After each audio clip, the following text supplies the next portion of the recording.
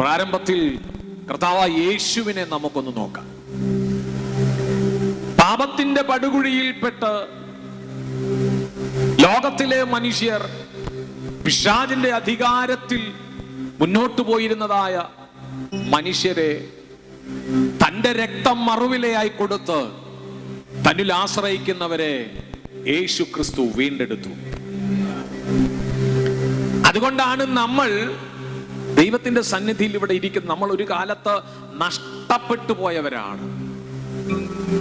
അതുകൊണ്ടല്ലേ പാട്ടുകാരൻ പാടി, നഷ്ടമായി പോയ എന്നെ ഇഷ്ടനാക്കി തീർത്ത നാഥ.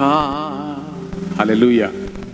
നഷ്ടപ്പെട്ടു പോയ നമ്മെ ദൈവത്തിന്റെ ഇഷ്ടമക്കളാക്കി മാറ്റാൻ കാൽവറിയുടെ കുലത്തളത്തിൽ എനിക്കും നിങ്ങൾക്കും വേണ്ടി ഒരുവൻ യാഗമായി അവന്റെ രക്തം മറുവിലയായി നൽകി നമ്മെ വീണ്ടെടുത്തു.